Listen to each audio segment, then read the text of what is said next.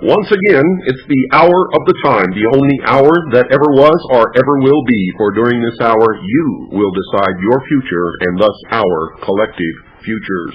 I'm William Cooper. Folks, tonight we're just going to kick back and take it easy. I'm going to read some letters from some of you. I think last week or 2 weeks ago or sometime I told you the problem that we were having with the mail. This show has just taken off. It's become such a success that we were overwhelmed.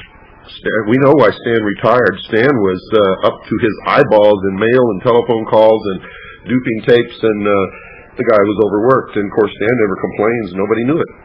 Nobody knew it, but we know it now. We brought in Tom Swift, my new research assistant. We recruited my wife, and even my 3-year-old daughter is helping. We've put in place procedures to be able to handle what's coming in now. We bought the new tape duplicator, cost us $2,300, and it's going to be a long time before we pay that off, so please start ordering tapes. We've got to pay for that. That really put a big dent in the bankroll. I'm telling you right now, folks, we're in big trouble if we don't get that thing paid off real quick. We've got bags of mail everywhere. The dining room table is covered with mail. There's mail in boxes sitting everywhere. There's mail in corners. We're getting it processed as quickly as possible. Yesterday we did 200 requests for information and got them sent out. All the back orders for tapes are done. They're gone. They're sent UPS insured. One thing we had to fall back on, folks, we told you we were going to send you TDK tapes. We can no longer do that because of the cost involved. But we did to get the best, very best bulk tape deal, the best quality in bulk that we could find, and it's with a company out of Dallas, Texas. When you hear the tapes, you're going to be pleased. They're just as good as the TDK tapes. I guarantee you that. We just got them a lot cheaper. So, but they're the same quality. So, don't worry about it. When you get them, listen to them, and you're going to be pleased. And just like everything else, we back it 100%. Now, folks, I've got to tell you, we've had to change a few things. We can no longer send out information packets for free. Something's got to pay for all this postage. I mean, we've got, you wouldn't believe our postage bill now, just answering these things. It's incredible. So from now on, when you send a request for the information packet, here's what you're going to get. You're going to get all of the stuff that we have offered here. You're going to get a listing of it, a brief description, the price, for CADU members and non-members. You're going to get a complete list of tapes of the hour of the time that are available, complete list of video documentaries that are available. You're going to get a sheet that has my complete background and bio and what the intent of what we are doing really is. What are we about? And all of this comes in your info pack, but you're going to have to, beginning tonight, we cannot, except for the ones we already have. Anything postmarked after tonight will not be sent unless you send a number 10 business size envelope. That's a number 10 business size envelope, stamped. Put a stamp on it, 29 cents. Self-addressed, stamped envelope. Number 10, business size. Okay? Send it along with $2 contribution to help us handle all this postage and handling, and we're going to have to hire somebody within a couple of days to come in here and do this, and we're going to have to pay them at least minimum wage, and that's more money on top of that. So if you folks will help out and just do what you're supposed to do, we'll be able to get caught up on everything. Now, for those of you who are calling and writing, asking about the newsletter, folks, since we did the last newsletter, we have been totally absorbed with this program, with Waco, Texas, with the mail. We've been swamped with trying to handle everything, and we're just now getting it to where we can properly handle it. And I want to apologize to everyone out there who's been concerned and been waiting and wondering, and everything else has just come to a complete stop. Now, when you joined CADGI, you were guaranteed 12 issues of the newsletter. Now, I hope all of you understand the newsletter is not scheduled and never was. It is not a scheduled newsletter. It doesn't come out monthly. It doesn't come out bi-weekly. It doesn't come out weekly. It doesn't come out bi-monthly. It comes out when we do it. Everyone who's joined CAGI will get 12 issues of the newsletter, no matter what. So don't worry about it. You're going to get your newsletters, and they're going to be chock full of information that you can't do without. We guarantee you that. So let's get into the show now. I'm going to read some mail, answer the mail on the air, and talk to you guys out there. Wonderful people send us some wonderful things, wonderful postcards and letters and packets and packages full of information and documents and all kinds of things. Of course, most of the people who send information are CAGI members, some are not, but it doesn't matter. It's wonderful. It's working. Everything that we put in place is working. The only hang-up is here. We did not anticipate the popularity of this radio show, nor the tremendous response asking for information and all of these other things. So if you'll bear with us, we're handling that on this end. You take care of your end and everything's going to be okay. This is a postcard, and doesn't say who it's from, but I want to read this. Oh yes, it's from James in Chicago, Illinois. James in Chicago, Illinois. James says, God bless you and your family, Bill. I've ordered over 2 cases of your books. They go so fast, I don't have one even left for myself. That's a common complaint, folks. James wants to know if he can get a better price somehow. And this is what he says. He says, I give them away, so I'd like to keep my costs down. Been jailed, recently had my law license suspended. Could you check your zip codes for a 606 blank blank, any 606 who might be a volunteer helper? I'm acting as a paralegal for political prisoners all over the country. Also, if there are any harmless EBs, we have some people, including me, who would like to meet and ask some questions. Jesus loves you. Jesus loves us. I don't know if there are any harmless EBs. I don't even know if there are any harmful EBs. I don't even know if there are any EBs, folks. You're asking the wrong person. I have done a lot of investigations. I've found there's no evidence existing on the face of this earth that extraterrestrials are real or that they have ever visited this earth. There's a lot of circumstantial stuff. There's a lot of history that can be interpreted in many different ways. One of the ways it could be interpreted is that ancient man somehow saw something come out of the sky and spoke to whoever was writing in it. It could also be a misinterpretation. But as far as proof that would stand up in a court of law or that anybody can point to and say, EBs exist, they've been here, they're good or they're bad or they're indifferent, it doesn't exist, folks. There just isn't any. James, I think it's admirable, and you are to be commended for acting as a paralegal for political prisoners all over this country. And of course, like me and like anyone else who steps upon this battlefield and enters the fray, you've been jailed, had your law license suspended, and you're still in the fight. That is to be commended. If I had a medal, I'd hang it around your neck and kiss you on both cheeks, my friend. We need more people like you instead of the vast herd of sheeple out there who are afraid of their shadow. You know, we get people who call us and say that they'd like to talk to me, or they'd like to order some of our information, but they're afraid to put their name and address down. It might get on somebody's list. I got no time for you people. Don't even bother calling me. I don't want to hear you. I don't want to, nothing. You're paranoid. Go lock yourself in the closet. We'll do the fighting for you. If we lose, you're going to suffer. If we win, you're going to get the benefits. We sure could use your help out here, but unfortunately, you got to stand up and be counted. And if you're not willing to do that, then I don't want anything to do with you. I don't want to hear from you. I don't want to hear you call and tell me that you'd like to order something from us, but you're afraid your name's going to get on the list. For your information, folks, all of you out there, I want you to understand something. There's only one list, and if you're not one of them, you're on the list. You understand that? You're already on the list. Read my lips, as George Bush would say, New World Order. If you're not one of the controllers, if you're not one of the puppeteers, then you're one of the puppets. So get up off your butts, get out of your closet, stand up here on the battlefield with us, with me, with James, with all the other people who are fighting this battle, and put your ass on the line. If you can't do that, shut up, get out of the way, because we're fighting. And we don't need your impedance or even your input, to tell you the truth, if you're not going to stand up and be counted. It's too late for cowards. It's too late for paranoid freaks. It's too late for all of that stuff. We're losing everything that we care about, and it's because of people who are afraid to stand up and be counted. It's because of apathy. It's because of stupidity.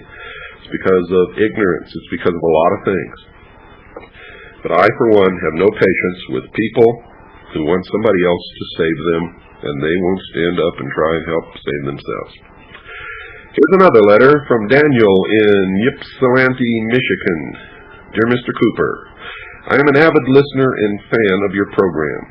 Certain that you are told this quite often, I believe it deems repetition that you are the light of truth amidst a sea of dark ignorance that unfortunately envelops the sheeple of this country and this planet. I have only listened to a few of your programs, but what I have heard has often astounded me, sometimes more out of my former ignorance to the information presented than to the appalling facts themselves. The speech you gave in Philadelphia that aired on June the 21st was inspiring as much as it was chilling. Daniel, you got it wrong. It wasn't Philadelphia, it was Los Angeles. The speech was in Los Angeles, but that's okay. And he goes on to say, unfortunately, I did not tape this speech, though would like to share this type of information with my peers. Please send me the information packet about receiving books, program cassettes, and CAGI. Use my address as it appears at the top of this letter, and enclose a small donation to cover any postage expenses incurred, as well as to aid the cause. Daniel, thank you very much for your donation. Believe me, every little bit helps around here, and you were very generous with your $20 donation, which is unusual to say the least, unless we ask for donation for airtime. We usually don't get things like that. So thank you. From the bottom of our hearts, you have done something to help with the problems here, and we really, really appreciate that. Your info packet is in the mail, my friend. It went out yesterday. Let's go to another one here. The next one is from the, looks like the City of Refuge, wherever that is. I just picked these out of a pile, folks. I don't know what's in them. I have not pre-read these letters. I just picked them out of a pile because I wanted them to be indicative of the normal mail that we get. This says, the missing piece of the puzzle. Let me see who this one says. City of Refuge, Pasadena, Texas. This is from Brother Thomas at the City of Refuge, Pasadena, Texas. This is a long letter, so I'm not going to read the whole letter. I just may read the first page. It's about 3, 4, 5, 6 pages long. Brother Thomas says, the missing piece of the puzzle. Dear Mr. Cooper, first of all, let me extend my thanks to you and yours for the courageous effort to awake the slumbering masses. You have been a voice of confirmation for many of us, a sounding trumpet of alarm for the sheeple. I did see all Israel scattered upon the mountains as sheep without a shepherd. Yes, these scenarios play out over and over again throughout the ages due to our lamentable condition, but only as long as the age of man lasts, thank God. I know you don't claim to be a man of God nor a prophet, but merely a student of truth. I appreciate your honesty. I appreciate your perspective, that is, from the viewpoint of the natural man. Yet I myself have a different view of things. I view events from the spiritual perspective, for I can say what many dare not say. I am a man of God, but merely a servant of the only God, the God of the Holy Bible. His name is the Lord Jesus. I also, like you, am an investigator and seek only the truth. Bear in mind, I have as my main source book the Holy Scriptures, yet I have conservatively 6,000 hours of reading and research into history, and much of what you have uncovered. Behold, I show you a mystery. That's from the Holy Scriptures. This one obscure verse in the Bible is the missing piece of your puzzle. This short essay will open your eyes, as you will soon see the evidence is irrefutable and the time is at hand. He talks about the abduction, reproductive aspect of this UFO thing. Gets a little bit into ufology here. Ufology. Don't want to insult any of the people who chase lights in the sky. The world is falling to pieces around our feet, and there's a whole mass of people out there chasing lights in the sky. Okay, I can't go through the whole 6 pages of this, but what he does is connect the UFOs, extraterrestrials, abductions with the Bible, and let me see if I can read the last couple of paragraphs and see if we can get some kind of meaning out of here. This is the last 2 paragraphs. Are you starting to see how these fallen ones have a plan for mankind? But I can tell you, Brother Bill, to fear not, because my God knows all about any devious plan that they would possibly hatch, no pun intended. And it shall all come to naught, as you can see in Daniel chapter 2, verse 45. Their kingdom will most assuredly be smashed. You see, don't stop sounding the alarm, but it is already written and forever settled in heaven. And, oh, Brother Thomas, I have to tell you that's where you're wrong. The Lord Jesus is almighty and all-knowing and all-powerful. He shall prevail shortly, and I'm glad he had room for me in his kingdom. I would be remiss if I didn't mention to you and your loved ones that there is room for many more, but God leaves this critical choice up to one's will. He spared a fool like me, but I tell you the door is crashing closed at this time, and shall soon be too late for most, and also unnecessary. But so be it. God knows what he is doing. Signed, Brother Thomas, City Refuge, Pasadena, Texas. Brother Thomas, I have to disagree with you. You see, I'm one of these people who believe, and I believe that it's also substantiated in the books of the Bible, that man has a choice. That man has always had a choice, and that nothing has to be unless man, by his ignorance, his apathy, his failure to act, his failure to obey the laws of God, bring it to be. You see, if that's not true, if man does not have a free will to make a choice between good and between evil, then we have all been the victim of a cruel, cruel joke. For if from the beginning of time everything was fated and all laid out, and there's nothing that we can do to change it, and only a certain number will be accepted to rise up into heaven and sit with Jesus at the right hand of God, then we have been the butt of one of the cruelest, most terrible jokes that has ever manifested. And I, for one, cannot buy into that. I do not buy this stuff that everything is fated. I do not buy that the New World Order has to come into being. We all have to be persecuted, and millions of Christians have to suffer and have their heads chopped off, and millions of Jews have to be executed, and millions of the followers of the Prophet Muhammad have to be destroyed so that we can be with Jesus. For that is one method that the secret societies and the New World Order uses to completely neutralize billions of people.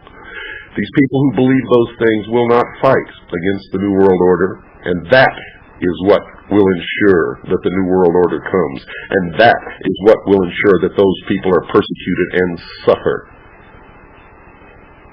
You see, I will stand on this battlefield until I am dead. And I will fight, even afterward, in my spiritual life, against what I know to be wrong. And I believe that there are millions of people out there listening to this broadcast who are going to be terribly disappointed when they find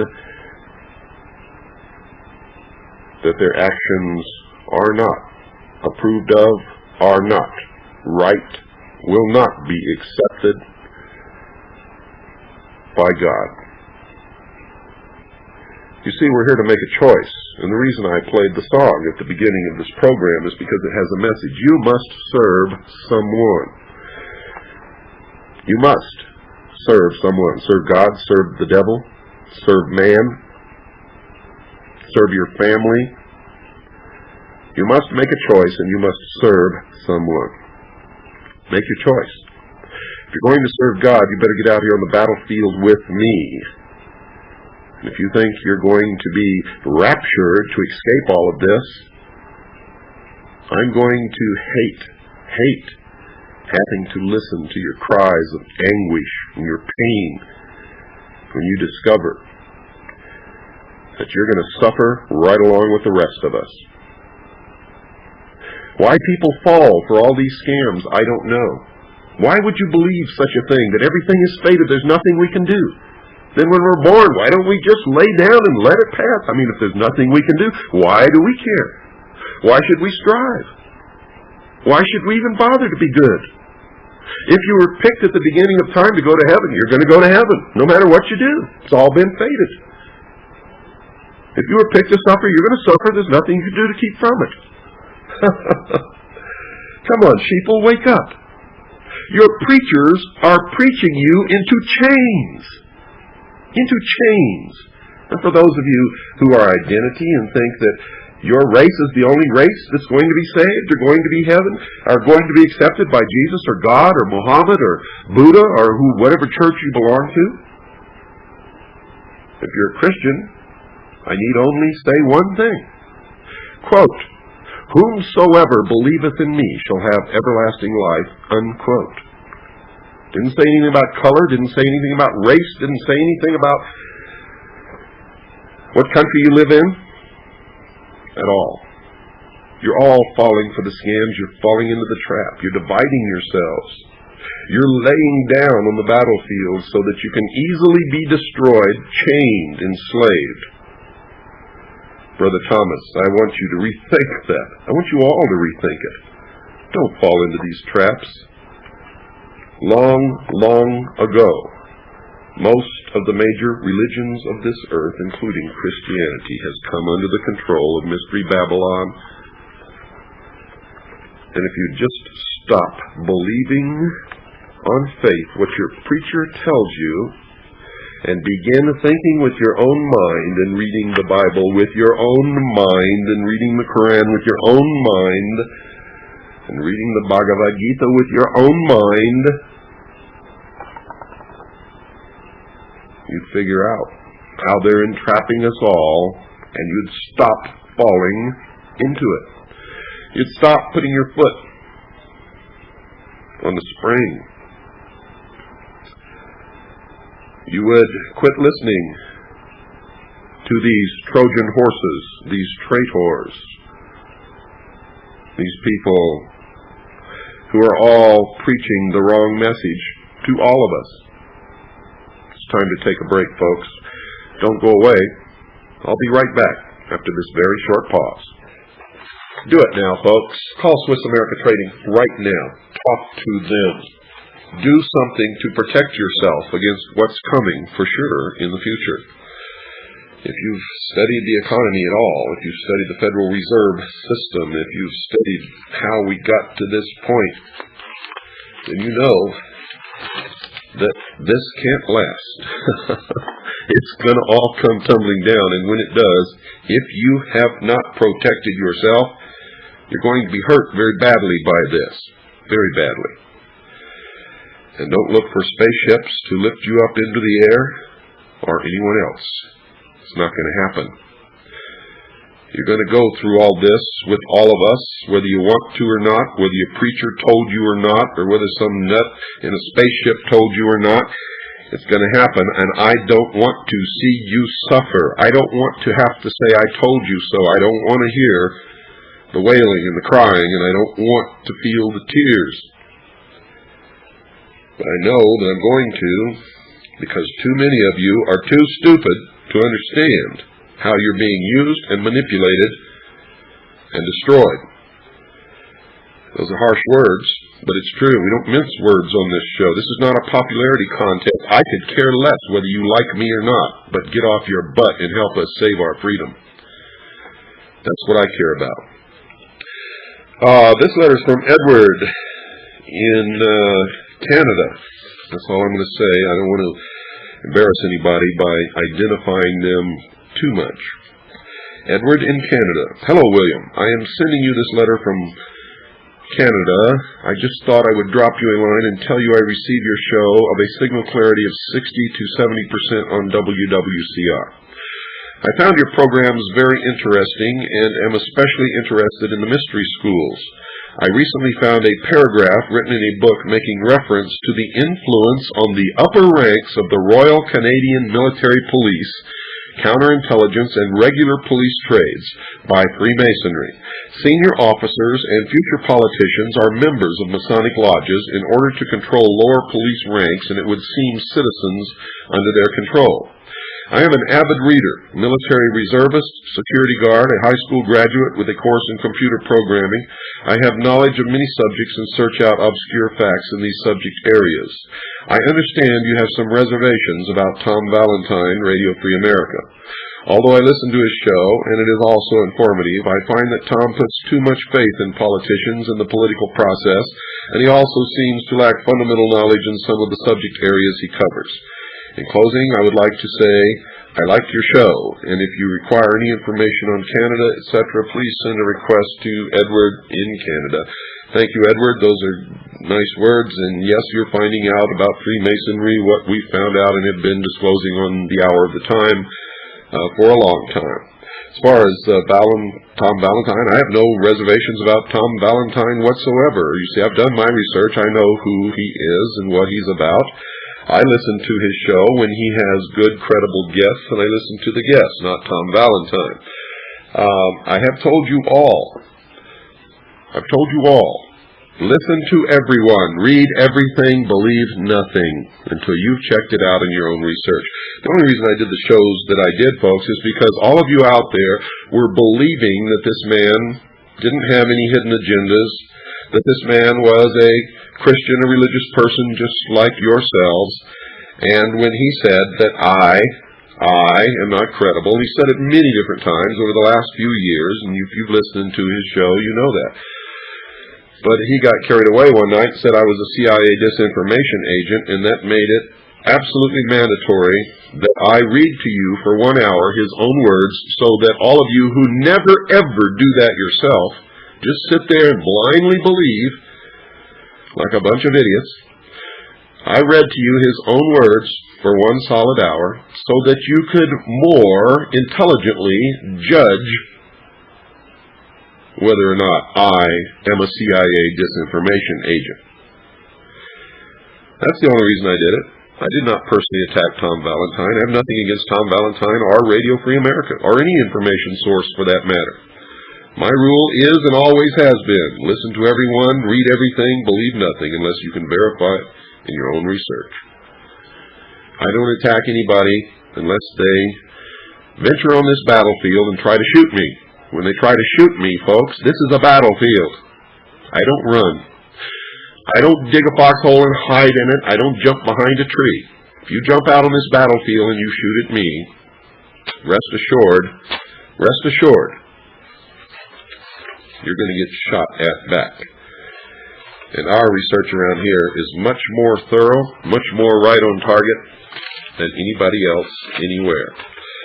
So before you ever jump on this battlefield to shoot at me, you better make sure that there are no skeletons in your closet, that you are who you say you are, that you don't live in a glass house. Because, folks, I'm not going to lay down and die. Not at all. Not in my nature. I'm fighting a battle out here. It's a battle for the forces of good. If you want to fight on the other side, you are going to be a casualty in this war because I am not going to be, period. This is from Michael in Salisbury, North Carolina. Dear Mr. Cooper, I thoroughly enjoyed your discussion on Charlotte's WRFX last Sunday and have ordered your book through a local bookstore. As an engineer with a strong background in physics and math, I have been trying for years to figure out what propels UFOs. I'm guessing that the craft is surrounded by some sort of high-frequency electrical magnetic field that cancels gravity inside the field. If a magnetic pole of the same polarity as one inside the craft were generated external to the craft, then the propulsion could be explained by magnetic repulsion. The colorful glowing often associated with these objects might then be simply explained by ionization of the air in the vicinity of the craft. Of course, this hypothesis could be totally wrong, but if it is, then there must be some powerful physics principle known only to a few. Michael, that's what I've been trying to tell you for a long time. He goes on to say, I find it difficult to believe that with all the non-government research going on in electronics and physics that a new type of propulsion system could be discovered and still be kept secret. Well, you're wrong, Michael. It not only can, it has happened, and it happens all the time. You see, if it's in the interest of national security, they can classify your patents, they can confiscate your laboratory, all your equipment, and even you. Even you. It's the law. And all you got to do is go research it, and you'll find that that's true. That's what happened to T. Townsend Brown. One day he was sitting in his laboratory working on this electromagnetic principle that produced an effect of propulsion, and the next thing you know, he was wearing a naval uniform and could never talk about what he had done for the rest of his life. His patents disappeared, except for one. You can find one of his patents that they overlooked or didn't care enough about, didn't think it was dangerous. And, yes, this happens all the time, folks. It certainly does. Anyway, Michael goes on to say, after all, some optimistic physicists are predicting that we will have a theory of everything by the end of this century. I would appreciate your comments about the methods of propulsions of UFOs. Actually, Michael, I did 2 shows on that, and either you missed them or you don't have a shortwave radio, but you can order the tapes.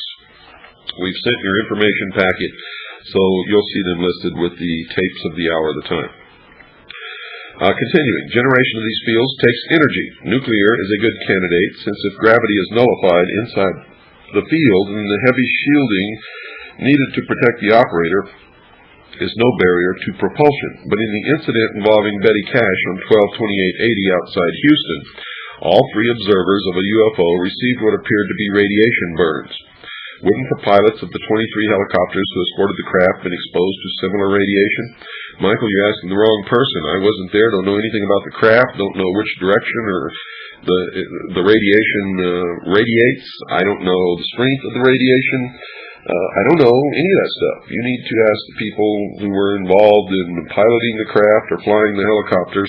And of course, we all know that they're not going to tell you anything, don't they? Don't we? He goes on to say, you mentioned that Germany was developing some kind of UFO during World War II. I've seen references to Foo Fighters, and I'm curious if there was a connection.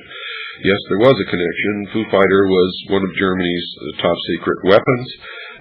They weren't developing some kind of UFO. UFO means unidentified flying object. The Germans who were working on that thing knew exactly what it was. It was not unidentified. It was definitely a flying object. The Foo Fighters, we have come to find out, were a very simple propulsion device, used well, I won't go into that because it takes too long. You can look it up yourself. It's all in the public domain now, but what they would do is fly close to our bombers when they were in formation, and they put out an electromagnetic field which interfered with the electronics on board our Allied aircraft, and literally put them out of commission. They could not continue with the bombing run. Their engines would shut down, their communications would fail, all kinds of strange things would happen. And yes, it was German. A connection. You said that black helicopters accompany the craft in Area 51. In a recent sightings episode about a UFO incident in West Carleton, Ontario, Diane Labinik said that she had seen black helicopters with dark-tinted windows in the vicinity of the incident. Is there a connection, say, between U.S. and Canadian research? Absolutely. Absolutely. Avro is the connection. We believe that the first flying saucers developed in the Western Hemisphere were actually developed in Western Canada in an entire city built by Avro. for that purpose, just like the Manhattan Project. The first modern sighting of UFOs, and I say modern sighting because everybody talks about these things that are supposedly happened back in ancient history, that they believe are sightings of UFOs, may not have been, nobody really knows. If these things are time machines, that would explain everything. And believe me, you should start looking at that, folks, because what a concept. What a concept. If we in this time are some human beings on this earth, at some future date, built a time machine, flying disc, that could go back in time in order to re-engineer our own future. That boggles the mind, doesn't it? I'll tell you something, I'll bet that's close. I'll bet that's very close, if not right on the truth. But everybody's going to say I'm wacko for even mentioning that. Now, let me tell you something. I'm not espousing it. I don't know if it's true or not. I do know that humans have built and flown what the public calls flying saucers, disc-shaped flying craft that are more often than not called UFOs simply because no one will admit to owning or operating them. Therefore, they remain at large unidentified. Okay, Michael goes on to say, let's say that there is a super-secret U.S. project that actually flies disc-shaped craft. How do we then explain worldwide sightings over populated areas? Michael, I'm not even going to address that. I mean, if you can't figure that out, for yourself, how do you explain worldwide sightings over populated areas? It's simple. If the things fly, somebody's flying them there. And I've already proven, I did 2 video documentaries, Project Red Light and Project Red Light 2. Project Red Light is no longer available, but Project Red Light 2 is. When you get your information packet, if you'd like to order that film, I have already proven that these things exist. They fly. They're being operated by agencies, secret agencies of the United States government in the desert in Nevada. It's no mystery anymore. UFOs are real. Flying discs are real. These craft that do things that are not supposed to be able to be done in the air, according to our laws of physics, are real, and they really do these things. I have filmed them. I have put them into a documentary. You too can go out there after viewing this documentary and stand where I stood and watch them for yourself. But you got to be willing to spend some time, because they don't always fly every night. Sometimes they don't fly for a week. Sometimes they may not fly for 2 or 3 weeks. It's a crapshoot every time you go. But if you're willing to go and spend some time, over a period of time, you're going to see these things fly as millions of other people already have. So, don't ask questions like this. Let's say that there's a super secret U.S. project that actually flies disc-shaped craft. That's the answer to your question. How do we then explain worldwide sightings over populated areas? Simple. Somebody gets in it, or it's remote controlled, it lifts off the ground, it goes to a populated area in Brazil and flies over it. He says that I realize you must be extremely busy, but if you can find the time, I would appreciate it if you could shed any light on my questions. Thanks. I hope I have shed some light on your questions, Michael. And I hope in the future you'll be able to answer some of them yourself, because most of the questions that we get around here, folks, if you would apply some common sense to the question, you could answer it yourself with no problem. But we will continue to answer as many as we get. It's in the information packets. I will read letters on the air when I feel that it's time to do that, and I think it is now. A lot of you have been waiting for an answer for a long time, and we sure are sorry about that, but I'll tell you, after about another week, that won't happen again, because we're almost, we got everything going well, so that's not going to be a problem too much longer. I want to read this letter because this is really far out, and I'm not even going to identify the person. This person will know. I will tell you it's from Brownsville, Texas, and that's all. Dear Mr. Cooper, respect to you, sir, for talking to people throughout the country about the New World Order. People should know about what is going on within the system, or should they? I have attended some of your lectures, and the only problem I see is that there is a lot of negative vibes. What about all the positive things about UFOs and their plans? You see, folks, where's this person coming from? UFOs and their plans. He says, I understand that there are very negative forces out there, but shouldn't we be concerned on the good side of things instead of the bad? How does he understand there are very negative forces out there? I mean, mister, please, I know you're listening. I know you listen all the time. Send me proof that anybody's out there or that they've ever come here, and then we can talk about whether they're negative or whether they're good. But this is bullshit. Total, complete bullshit. And I want you to know it. I'm not trying to insult you or make you feel bad. I know that you will probably feel bad, but somebody has got to set you straight. I'm going to continue with your letter. You and everyone else involved could tell the whole world about what is happening, and I can promise you that no one is going to stand up. There is too much at risk for the ordinary person to stand up against the New World Order. Otherwise, we would be standing up against it right now. It's good that people know what is happening, but that is about it. People are not going to risk their jobs just to inform the world about the New World Order. Maybe some researchers would risk their careers, but then again, that is what a researcher does. Once everyone knows about the truth, then what? Do you think people are going to riot? I hope not. He says, I think not. The LA riots taught everyone a lesson. Even the rioters themselves suffered from the riots. No, I don't want everybody to riot. I don't want anybody to riot. There's so much misunderstanding and blind belief in things that I don't even know why I bother. He says you might want to try to concentrate on the more positive things about UFOs and the planet, because the more you focus on the negative side of things, the harder the suffering is going to be for the ordinary person. Not knowing that you are a slave is one thing, but knowing that you are a slave makes it 10 times worse. I'll tell you what, I can't read any more of this. This letter is going in the trash can. Sorry to hurt your feelings, but this is bullshit, and it's going where bullshit belongs, in the trash. Not knowing you're a slave is one thing, but knowing makes it 10 times worse. Oh, God. Dear Lord, please save me from these people like that. Dear Mr. Cooper, I first heard of you 7 months ago, and you have certainly opened my eyes. For the first time in a long time, I feel that I am really living. I have never been politically active, never cared about world events, and have always generally accepted conventional information services as being reasonably accurate and keeping the country's best interest at heart. I've been a sheeple, as you put it. Thank you for the wake-up call to what's really going on. This is from John in Hickory, North Carolina. John, just being able to write that paragraph that you just wrote is 90% of your battle. See, you've done what I've done. You've looked yourself in the mirror and you've admitted the state that you've been in, and you're waking up and you're saying that it's not going to happen to you anymore.